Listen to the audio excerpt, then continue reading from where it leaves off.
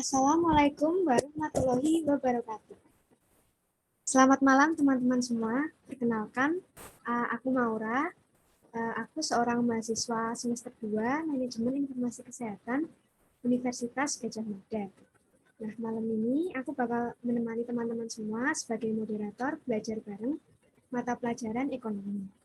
Nah, di sini udah ada kakak tutor yang siap nemenin kita untuk belajar.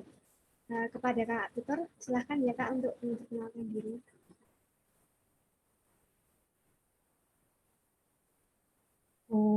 Halo teman-teman, kenalin aku Indi dari Universitas Negeri Jakarta, Prodi Pendidikan Geografi. Nah, aku tuh basicnya geografi, tapi dikit-dikit ngajar ekonomi.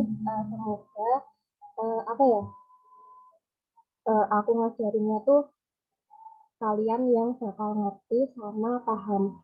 Kalau misal aku ada salah ngejelasinnya atau kecepatan ngejelasinnya, bisa make buat ngeinterupsi. Baik, kita mulai aja ya teman-teman. Nah, aku ngasih salah satu artikel nih. Artikelnya tuh tentang, judulnya tuh tentang BI tolak keras usul DPR cetak uang 600 triliun. Nah, dari si BI-nya sendiri nih, dia tuh nolak nih usulan si DPR. Kenapa sih kok ditolak? Nah, jadi tuh awalnya tuh gini, DPR tuh bilang ke BI, BI, gimana kalau kita tuh nyetak uang 600 triliun? Kan ini kan masa pandemi nih, uh, jadi 600 triliun ini bisa dibuat sektor sektor konsumsi, terus 600 triliunnya itu bisa disebarin ke masyarakat yang kena PHK, terus bisa pokoknya tuh biar si ekonomi Indonesia tuh stabil pas pandemi gini.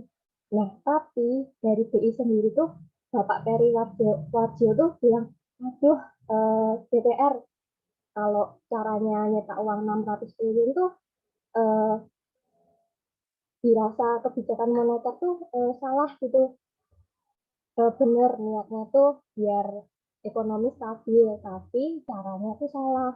Kenapa sih kok bisa caranya salah? Nah, jadi gini, kalian tuh pernah nggak yang mikir kenapa Indonesia tuh harus pinjem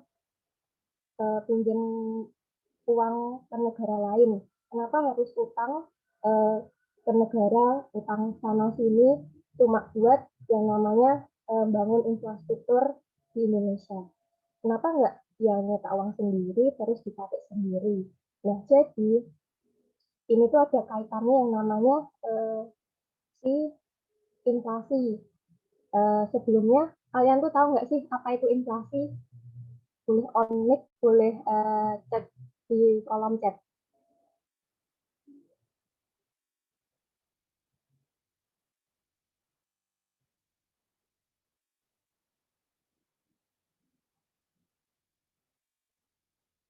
Ada yang tahu nggak nih teman-teman inflasi? Bisa langsung Tak jawab. jelasin. Jadi tuh inflasi itu kenaikan harga suatu barang yang terjadi secara terus-menerus. Si inflasi itu ada dua.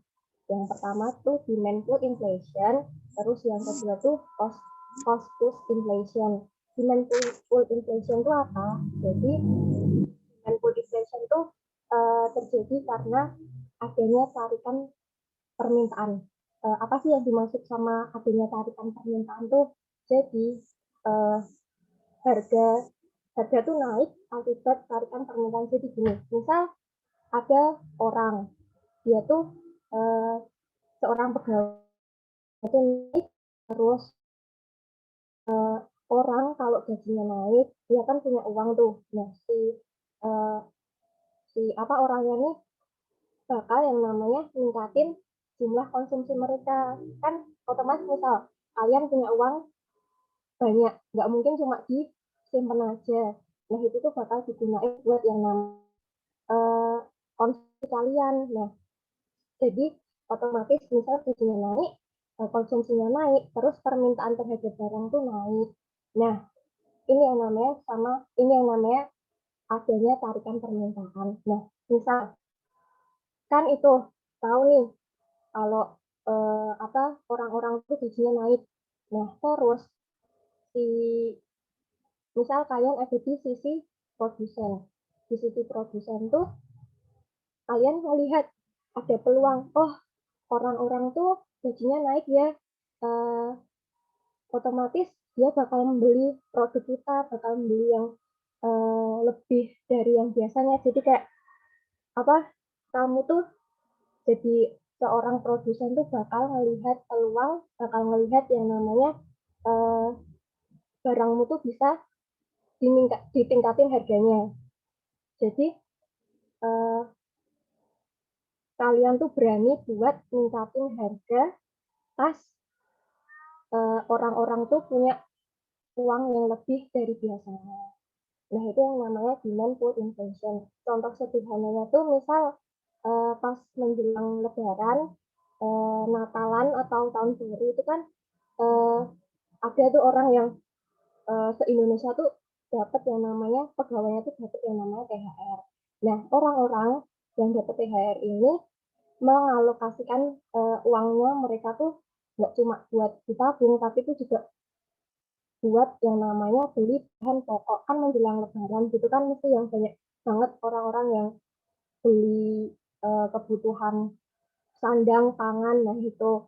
Nah, jadi si produsen tuh ngelihat, oh si orang-orang nih pada apa pada yang namanya punya uang, punya THR. Nah, otomatis dari sisi produsen sendiri dia bakal yang namanya meningkatin harga barang-barang yang dia jual. Nah, itu yang namanya demand pull inflation. Di sisi pemerintah sendiri, misal kan harga-harga barangnya tuh awalnya kan biasa-biasa aja.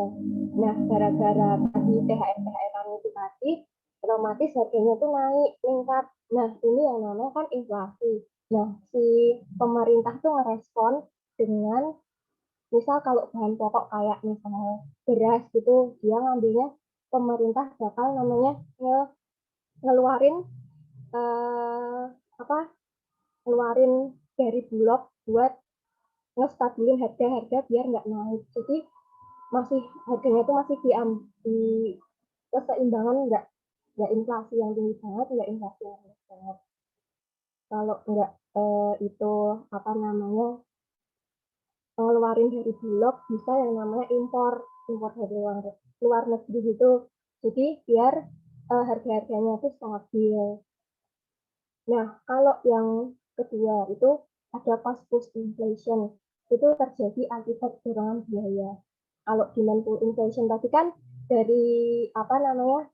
Dari si orang-orang yang punya uang lebih, tapi kalau si push cost push inflation tuh dari si apa produsennya. Jadi apa bahan baku dari sektor produksi itu naik, yang ngakibatin harga produknya itu naik. Misal kayak BBM, terus harga tarif listrik itu kan naik tuh. Nah, si produsen sendiri itu nggak mau yang namanya rugi. Masa ngejual barangnya gitu-gitu aja, sedangkan tarif listriknya meningkat.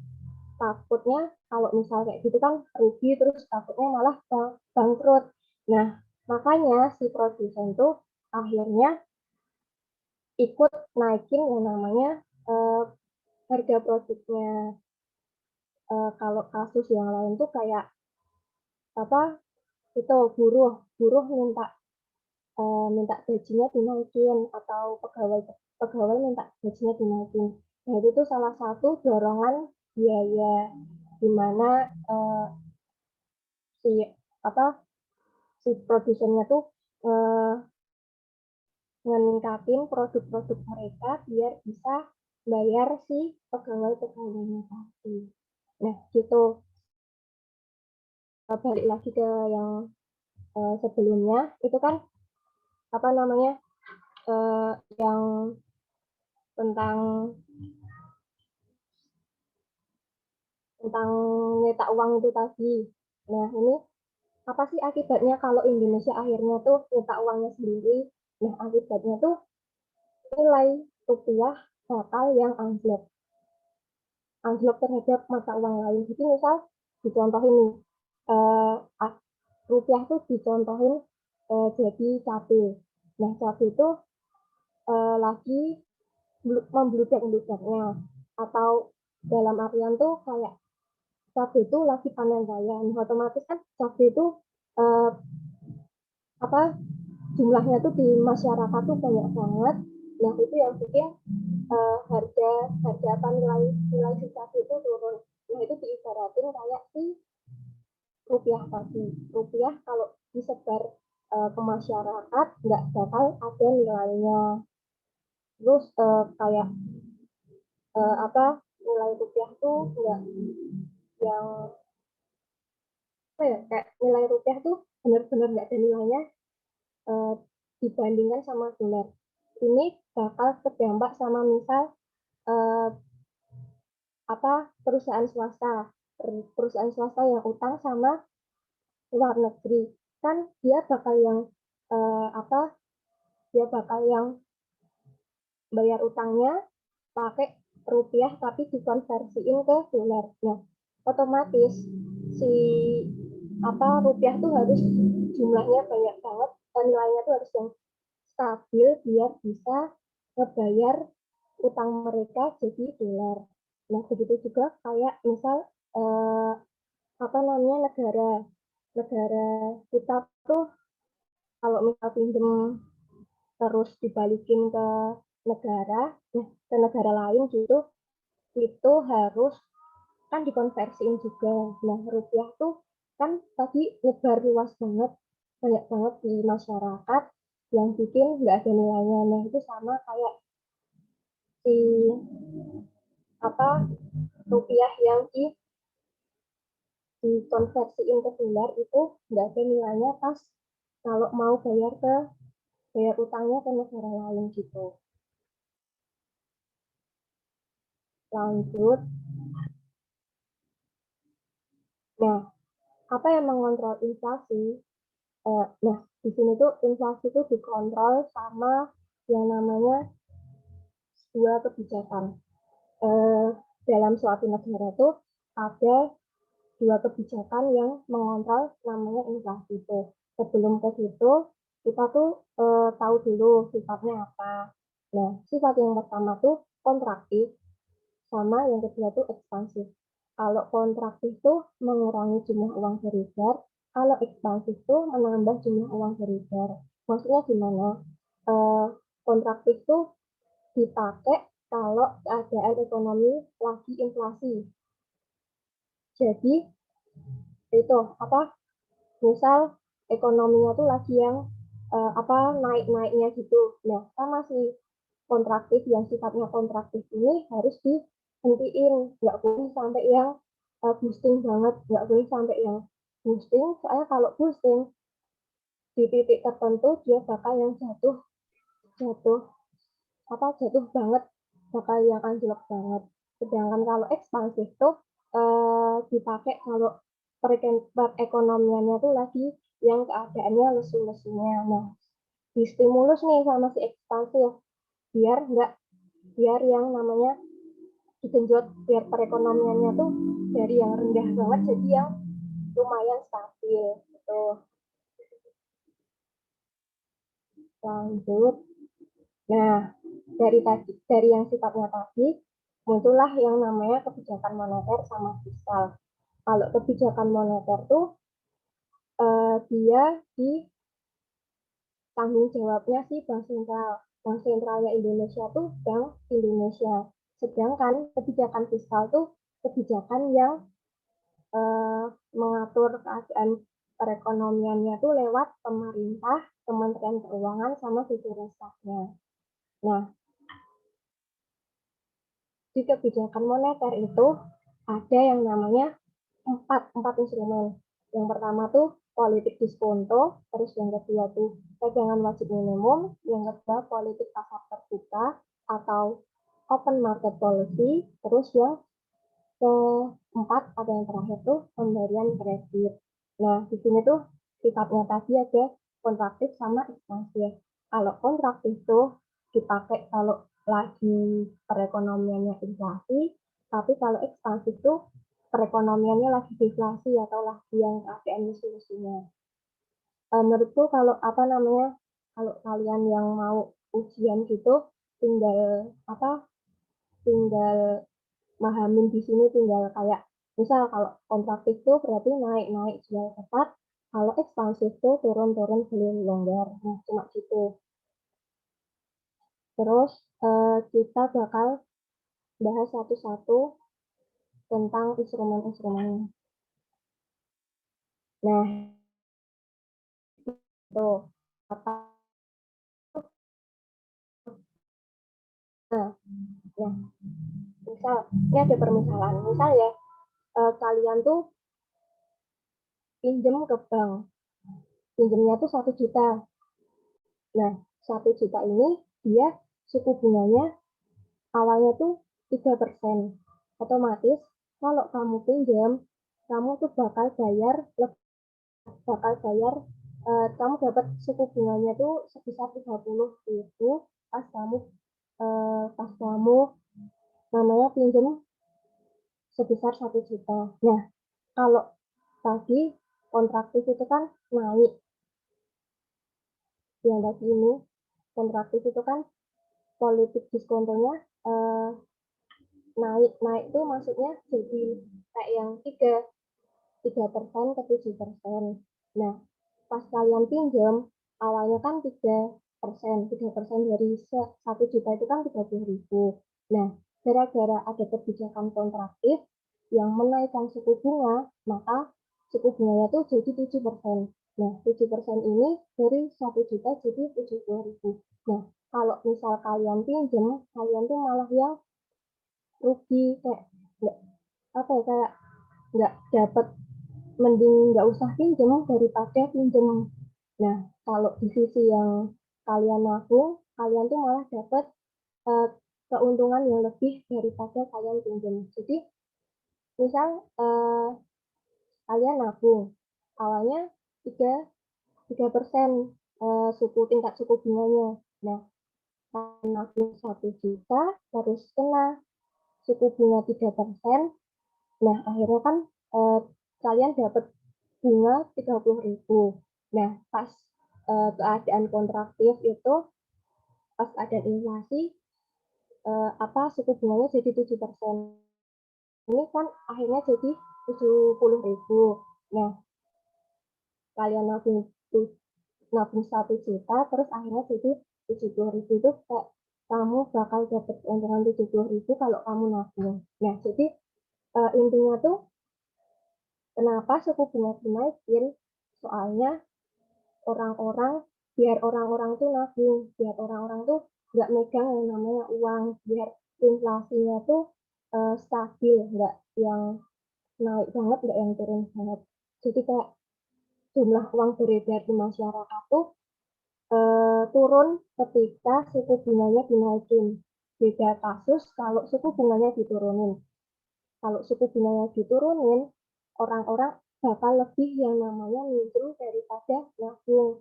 Soalnya kan suku bunganya turun nih, berarti dari yang 7% jadi 3%. Eh, jadi dia bayarnya cuma 30.000 kalau dia nabungnya 1 juta. Tapi beda kalau misal pas apa ekspansif gitu, kalian malah nabung, kalian malah dapat bunga yang besar dan malah akhirnya tuh eh, apa ya, nggak rugi sih, tapi kayak mending pinjam daripada nabung gitu. Jadi suku bunga tuh fungsinya cuma buat orang-orang orang-orang nabung biar jumlah uangnya yang beredar tuh eh, turun. Tapi ada eh, ada apa ya, hal yang beda dari si suku bunga ini. Si suku bunga ini tuh kan kenapa sih si BI itu naikin nilai suku bunga?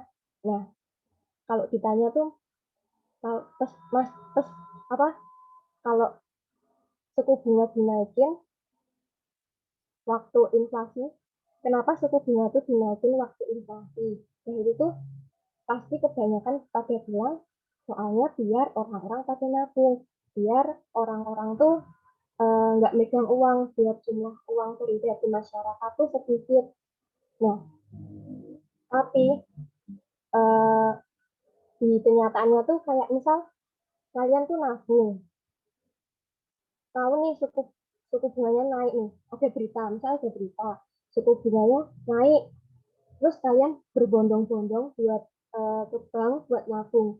Menurutku itu tuh bukan hal yang wajar banget. Misal kalian nabung ya nabung, nggak usah ngelihat suku bunga, terus kalian bondong-bondong pergi buat nabung. Eh, apa ya? Kayak sebenarnya ini tuh suku bunga tuh diperuntukkan buat para investor sama para eh, pelaku usaha. Jadi misal kan tadi tuh yang demandful inflation itu kan orang-orang pada naik naik pada gajinya naik, terus permintaannya naik, konsumsinya naik. Nah si produsen tuh kan ngelihat apa namanya peluangnya. Nah dia nih mau pinjam ke bank buat buka usaha baru, kalau enggak buat buka cabang baru.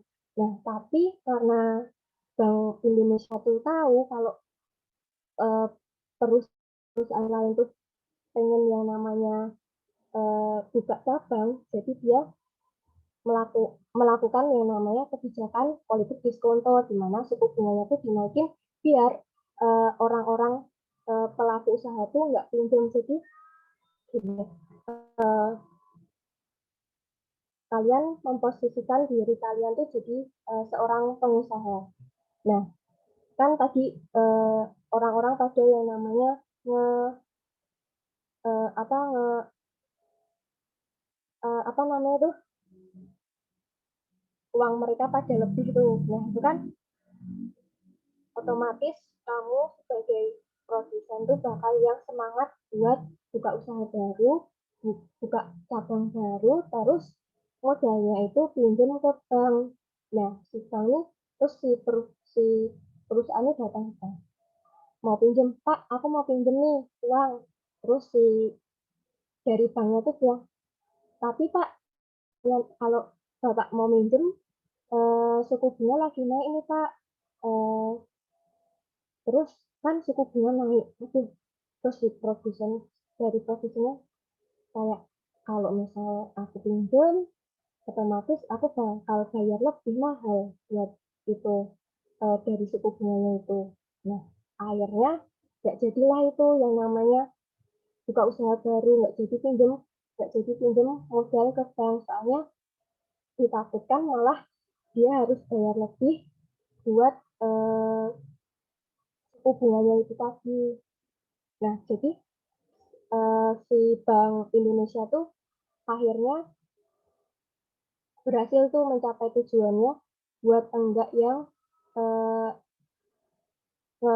apa jumlah uang beredarnya tuh jadi yang dibatasin, jadi yang menurun. Soalnya kan tadi si produsennya tadi eh, nggak jadi buka cabang, terus bisnis barunya juga tertunda, tenaga kerjanya yang awalnya mau kerja di situ tapi nggak jadi, terus permintaan yang tinggi jadi nggak tinggi lagi, terus harga yang tinggi jadi nggak tinggi, terus nggak jadi yang namanya inflasi ya gitu.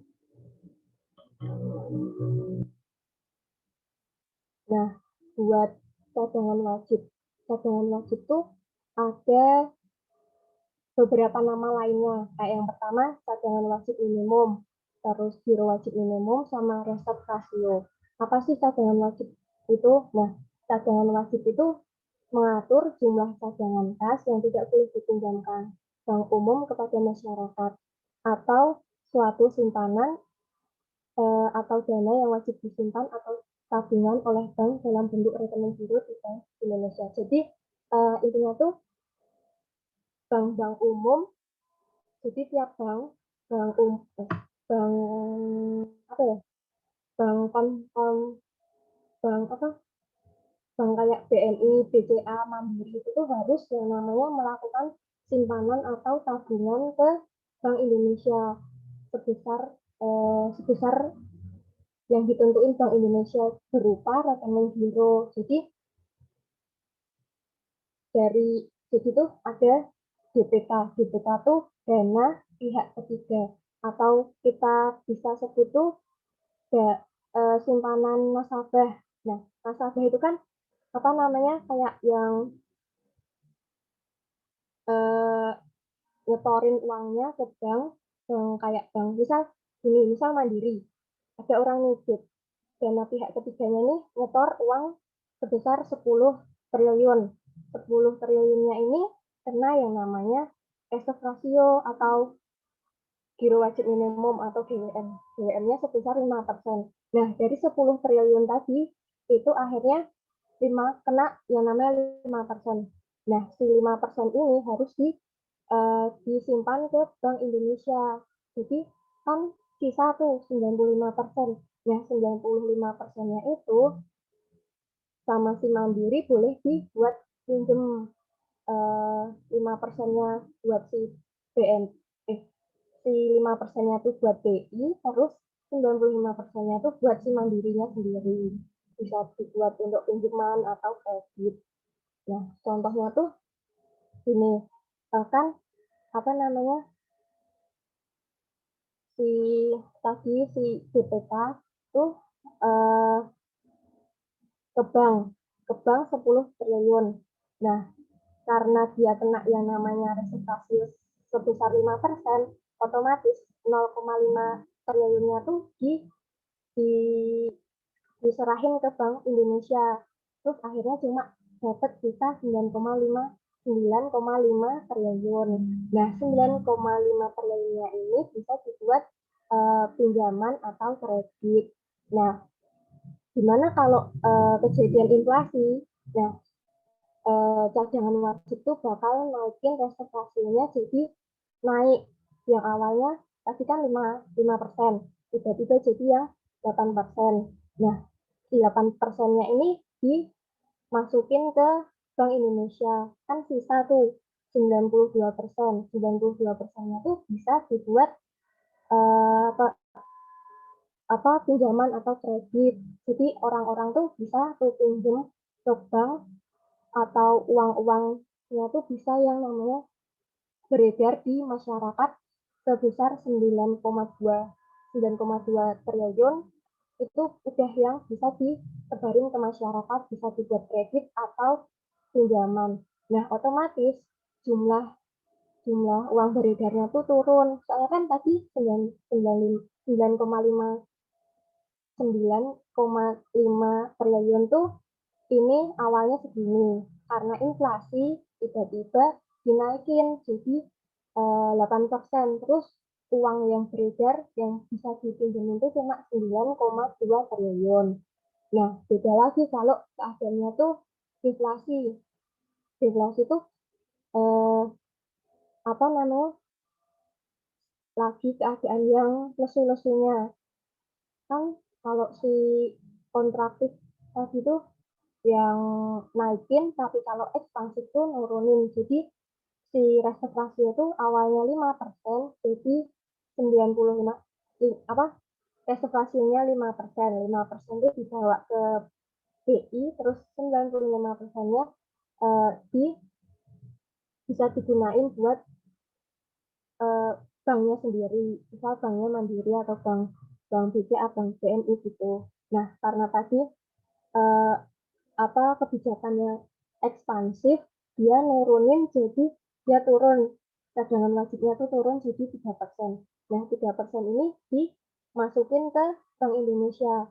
Terus sisa 97% atau 9,7 triliun buat disebarin ke masyarakat. Otomatis kan ini lebih besar dari yang sebelumnya. Yang sebelumnya 9,5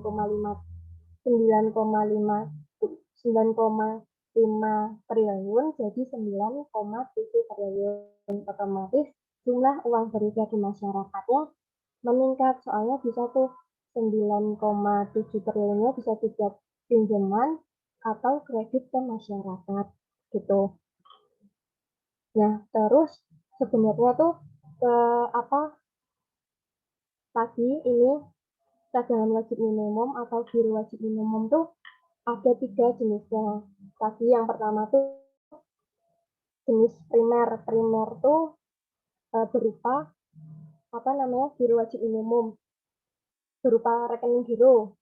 Nah, kalau si yang sekunder tuh dia berupa berharga surat berharga Indonesia. Surat-surat berharga Indonesia tuh disebutnya politik pasar terbuka atau open market policy. Nah, ini tuh si BI tuh kalau dikontraktif si BI itu ngejual surat-surat berharganya sih biar orang-orang tuh pada beli, biar orang-orang pada beli, biar uang beredarnya di masyarakat tuh turun. Jadi misal surat berharganya tuh harganya 5 juta. Nah, masyarakat tuh pada beli harga 5 juta tersebut. Nah, awalnya uangnya tuh berupa uang kertas gitu, tiba-tiba jadi sebuah surat. Nah, ini yang bikin si jumlah uang beredar di masyarakatnya jadi berkurang. Sedangkan kalau keadaannya lagi lesu-lesunya atau kebijakannya ekspansif, itu Bank Indonesia bakal yang namanya beli surat berharganya masyarakat masyarakat Indonesia gitu. Jadi surat berharganya tuh dibeli sama BI, terus si masyarakat tuh punya uang. Yang awalnya kan tadi surat berharganya itu kan 5 juta nih, misal 5 juta. Nah, dibeli sama BI, masyarakat akhirnya kan dapat uang sebesar 5 juta. Otomatis kalau orang-orang pada beli kalau orang-orang pada ngejual surat berharga terus dibeli sama BI, otomatis jumlah uang beredarnya itu jadi yang namanya meningkat. Nah, terus yang terakhir tuh ada yang namanya pemberian kredit. Pemberian kredit ini termasuk giro wajib minimum, tapi jenis yang ketiga. Nah, apa si pemberian kredit ini gimana sih cara kerjanya? Jadi tuh pemberian kredit tuh nama lainnya tuh LFR, Loan to Funding Ratio. Eh, Loan to Funding rasio. Nah, jadi tuh ini tuh kayak kebijakan di mana naik turunin rasionya kredit di bank. Kayak LFR tuh kredit yang digunain buat jadi LFR tuh gunanya buat naikin kredit kalau nggak nurunin kredit. Jadi kayak si LFR tuh tahu seberapa sih kredit yang boleh dipinjemin ke masyarakat, seberapa sih kredit yang boleh dibuat masyarakat. Nah, kebijakan ini tuh namanya kebijakan kredit selektif. Jadi ada yang ketat sama longgar. Kalau ketat tuh pas terjadi eh, perekonomiannya tuh yang lagi apa namanya inflasi, itu otomatis kayak tinggi apa kebijakan itu yang ketat.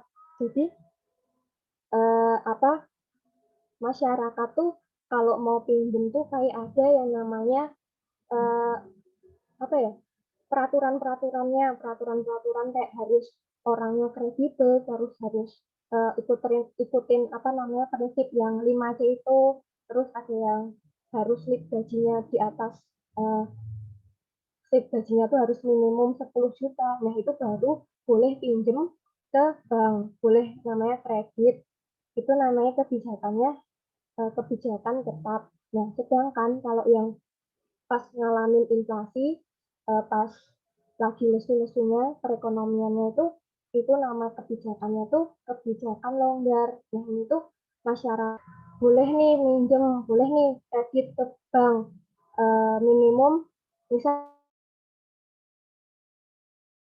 yang namanya pinjam ke bank, nggak ada yang namanya harus gini harus gitu. Nah, itu yang namanya longgar. Jadi pemberian kreditnya tuh secara longgar, nggak yang ketat.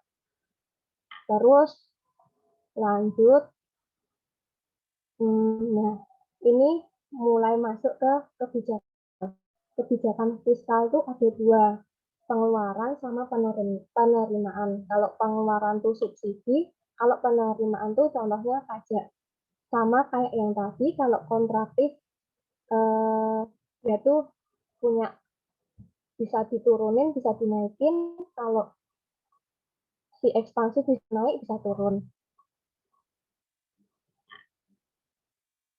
Nah, instrumen tadi yang pajak, pajak sih pajak itu apa toh? Pajak itu pengertiannya tuh sumbangan wajib yang harus dibayar kepada negara berdasarkan undang-undang tanpa ada balas jasa yang secara langsung diterima oleh pembayar pajak. Contoh pajak itu kayak PPh, pajak penghasilan, terus PPN, pajak eh, pembeli apa, pajak pengurangan nilai pajak, sama PPN yang satunya lagi itu kayak PPN yang buat apa ya? Lupa.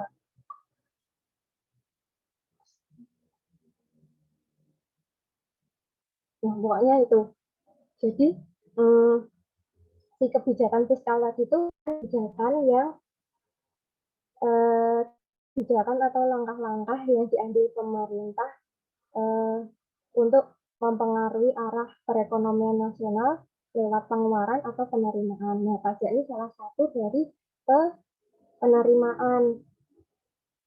Jadi, misal eh, pemerintah tuh ngasih ngasih apa namanya kebijakan besar 10%. Nah, kan awalnya pajak, misal contoh pertama, ada orang gajinya tuh 4 juta.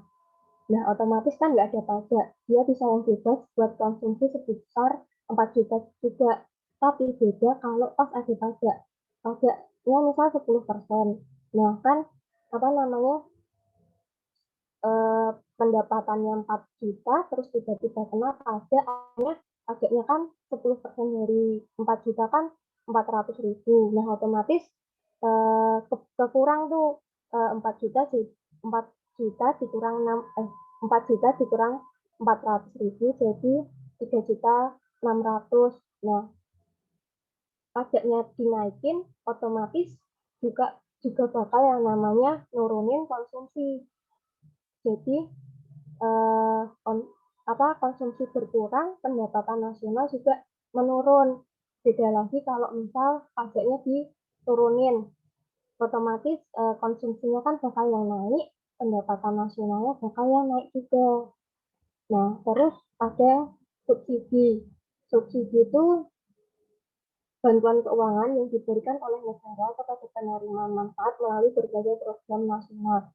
Jadi kayak misal subsidi buat pendidikan itu kayak apa kartu Indonesia Pintar itu termasuk subsidi dari pemerintah. Terus kesehatan contohnya tuh BPJS. BPJS itu termasuk subsidi dari pemerintah. Kartu Indonesia Sehat itu juga termasuk subsidi. Terus kalau sosial itu kayak bantuan sosial, bansos gitu. Terus ada lagi subsidi eh, kartu kartu prakerja itu termasuk salah satu subsidi di mana berbagai subsidi tadi itu yang sudah aku sebutin itu berpengaruh sama yang namanya tingkat konsumsi. Jadi misal ada orang dia tuh punya anak dua. Nah, karena si misal ada ibu-ibu nih, ibu-ibu tuh dia punya anak dua. Nah, si ibu ini cuma berpenghasilan 1 juta karena dia dapat yang namanya subsidi pendidikan, dia akhirnya subsidi pendidikan buat anak-anaknya, dia akhirnya tuh apa ningkatin konsumsi dia. Jadi buat buat misal 1 juta tadi buat bayar uang sekolah, tapi karena dapat subsidi akhirnya uangnya tuh tetap bisa dibuat konsumsi lain, nggak yang awalnya buat bayar sekolah anaknya akhirnya bisa dibuat konsumsi lain. Nah, gitu. Eh, jadi kalau di ekspansif itu subsidinya naik, tapi kalau di kontraktif itu subsidinya bakal turun. Pajaknya turun, subsidinya naik, pajaknya naik, subsidinya turun. Jadi itu hal yang bertolak belakang, pajaknya turun, subsidinya naik. Jadi misal pajaknya 10 10% tadi, terus dapat subsidi naik, otomatis kan pajaknya tuh cuma dikit nih, tapi subsidinya naik yang gede gitu, otomatis pendapatan nasionalnya meningkat, soalnya orang-orang tuh pasti yang konsumsi gitu. Sedangkan kalau kontraktif tuh pajaknya naik, subsidinya turun. Dia harus bayar pajak, sedangkan subsidi yang dia terima tuh nggak sebesar subsidi yang sebelumnya. Jadi pendapatan nasionalnya turun, soalnya konsumsi mereka tuh juga ikutan turun. Nah, yang terakhir tuh APBN. APBN itu termasuk dari kebijakan fiskal. Eh, jadi ada 3 rencana keuangan negara. Yang pertama tuh anggaran seimbang atau berimbang, terus anggaran surplus, sama anggaran anggaran defisit. Anggaran seimbang tuh jadi pendapatannya sama kayak belanjanya. Sedangkan kalau surplus tuh pendapatannya lebih besar daripada belanja. Kalau defisit tuh pendapatannya lebih kecil dari yang namanya belanja. Si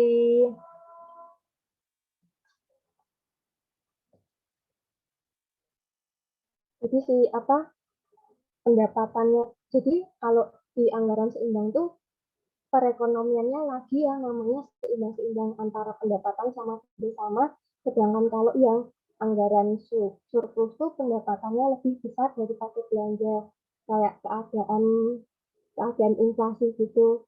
Tapi kalau si anggaran defisit itu pendapatannya kurang kurang dari belanja. Jadi ini anggaran defisit itu dia harus yang pinjam uang ke luar negeri atau ada bantuan hibah, kalau enggak eh, yang lain-lainnya gitu.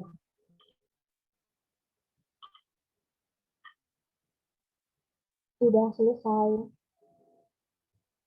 Ada yang mau ditanyain? Oh, aku buka kolom chatnya dulu. Ini yang serius. LSR dan itu subsidi juga atau bukannya? BBM itu bukan subsidi. BBM itu kayak produknya pemerintah buat si masyarakat.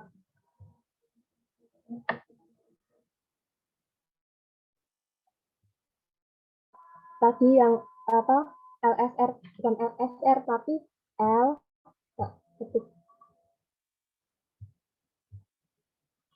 LSR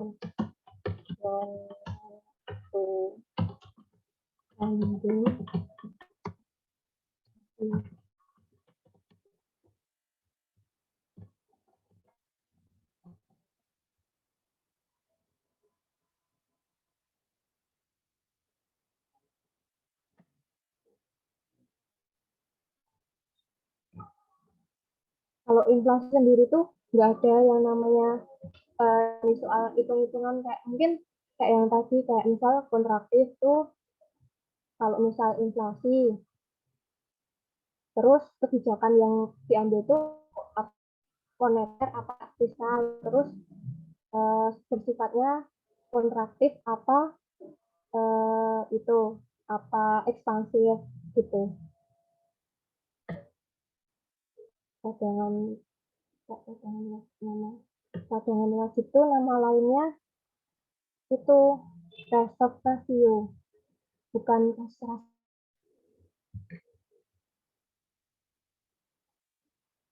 Ada kuis sampai ada yang mau ditanyain lagi nggak? Misal ada yang belum paham.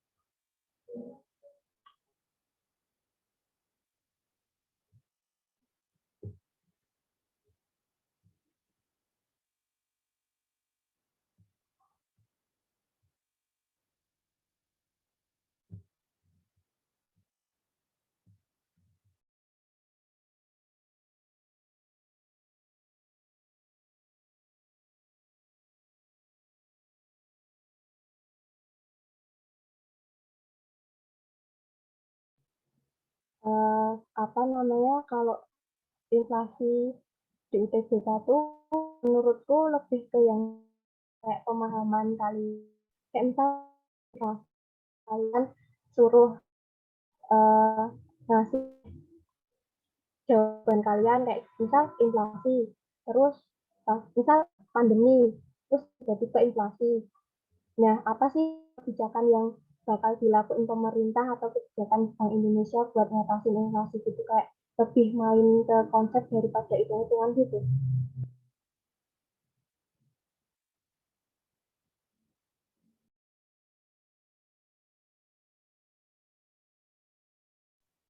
Iya.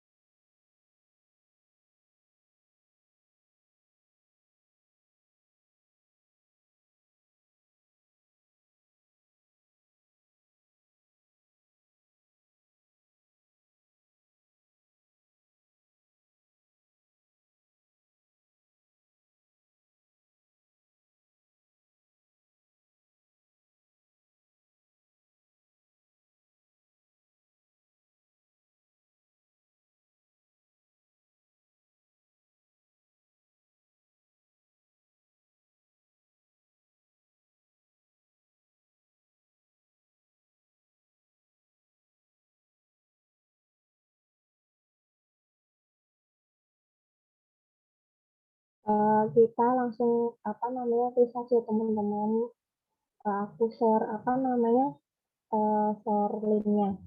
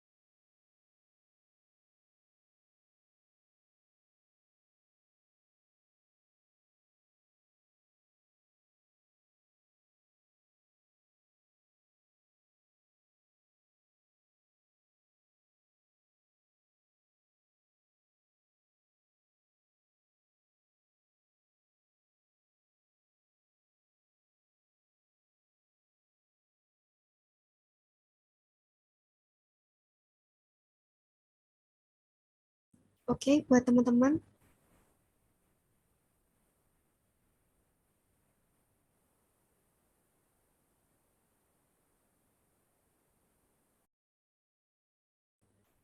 itu linknya udah ada di kolom chat ya, bisa langsung segera masuk aja. Semangat!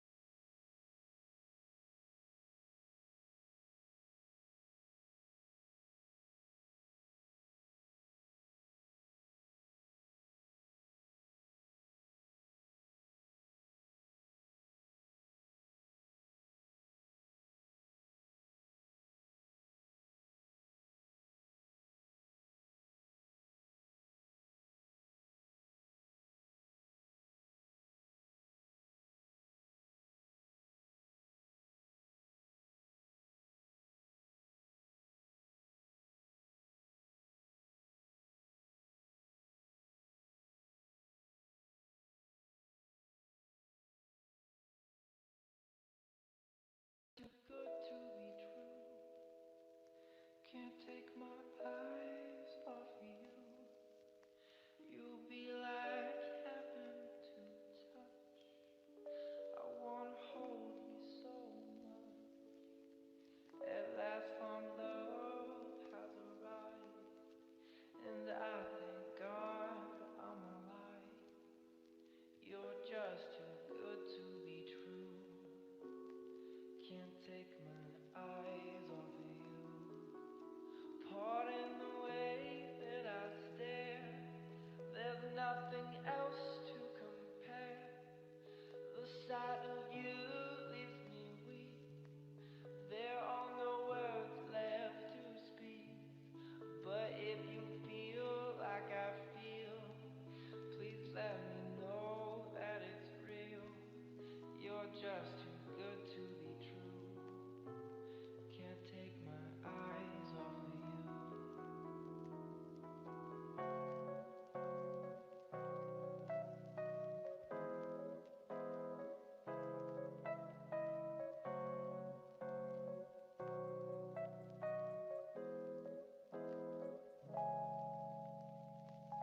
I love you, baby, and if it's quite alright, I need you, baby, to warm my lonely nights. I love you, baby.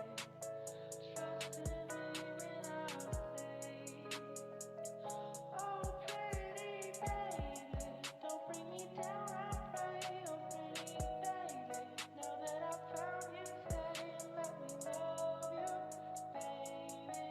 Let me love you. You're just too good to be true. Can't take my eyes off of you. You'll be like heaven to touch. I wanna hold you so much. At last, long love has arrived, and I thank God I'm alive. You're just too good to be true. Can't take my eyes off of you.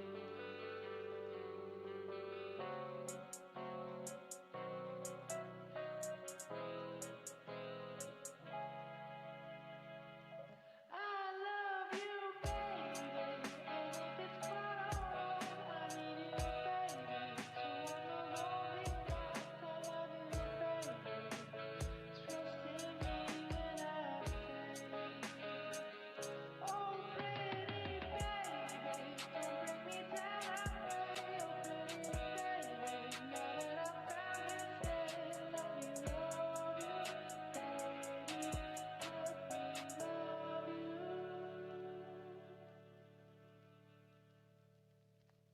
You're just too good to be true. Can't take my eyes off you. You'll be like heaven to touch.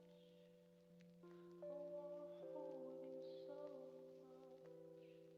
At last, long love has arrived, and I thank God I'm alive. You're just too good to be true. Can't take my eyes off you.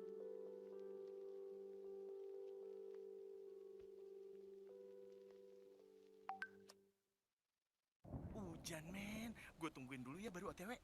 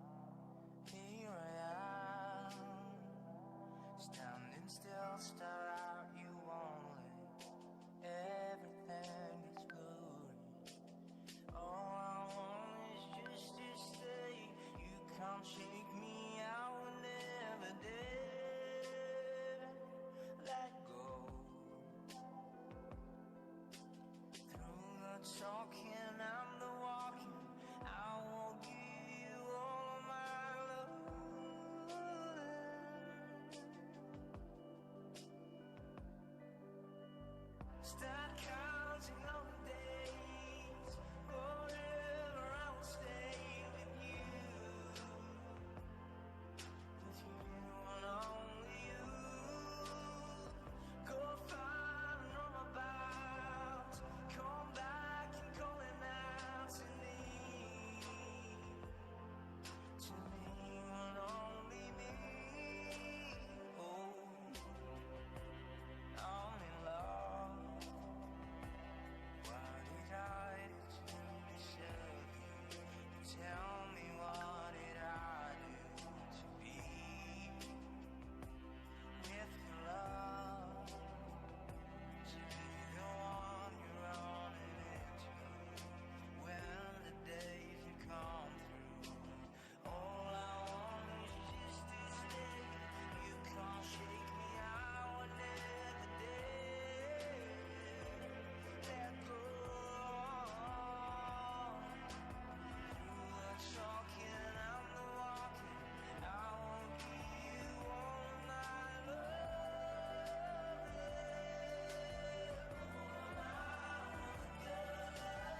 Start counting all the days. Forever I will stay with you. With you and only you. Go far and roam about. Come back and calling out to me.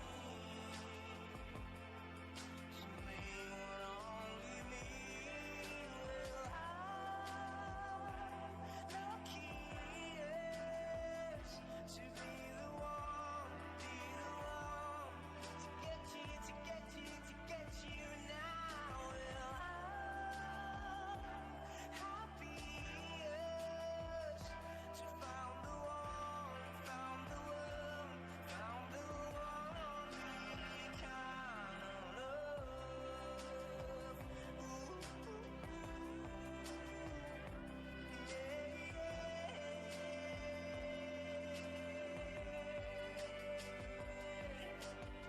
Start counting all the days.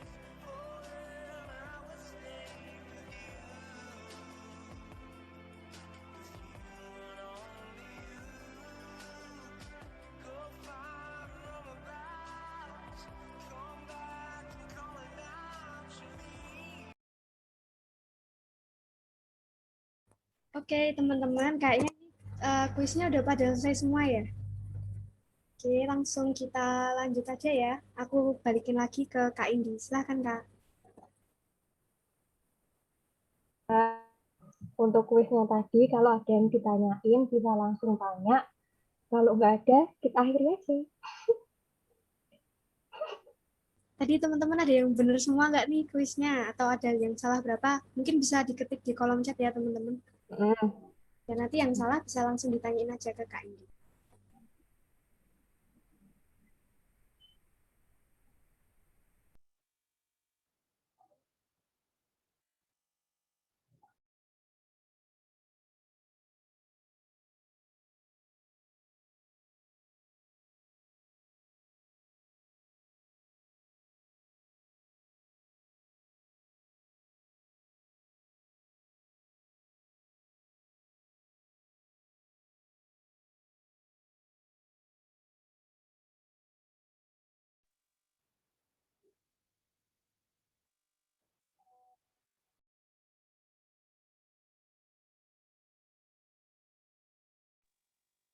Salah 3 tuh salah yang bagian mana itu? Di apa? Yang di filenya.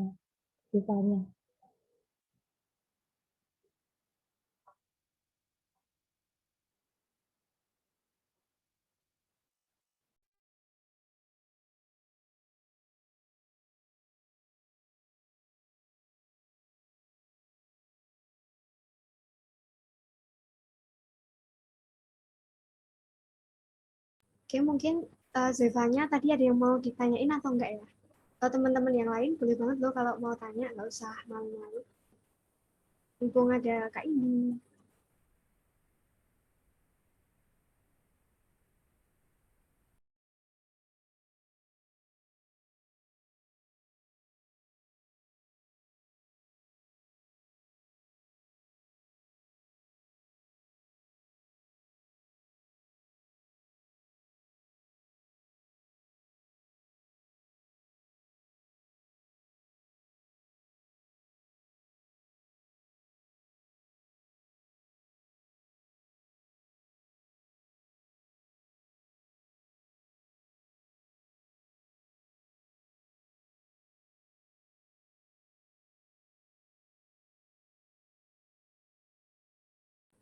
Oke, Kak Indi, kayaknya ini udah nggak ada yang tanya lagi.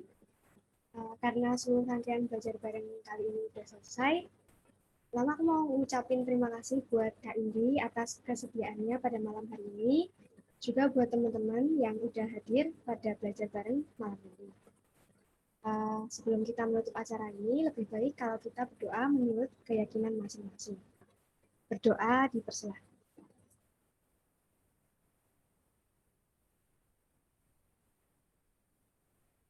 Baik, berdoa selesai. Oke, sekali lagi aku ucapin terima kasih kepada Kak Indi. Juga buat teman-teman yang udah nyempetin waktu buat belajar bareng kali ini. Semoga ilmu yang kita dapat pada malam hari ini dapat bermanfaat bagi kita semua. Semangat belajarnya ya teman-teman, soalnya UTBK-nya tinggal bentar lagi. Akhir kata, wassalamualaikum warahmatullahi wabarakatuh. Sampai jumpa di kesempatan selanjutnya. Dadah. Mantap, Rangga. Kalau masih ada yang mau ditanyain, bisa langsung ke Instagramnya Kak Indi aja, ada di Pinter Bareng. Terima kasih teman-teman, semangat.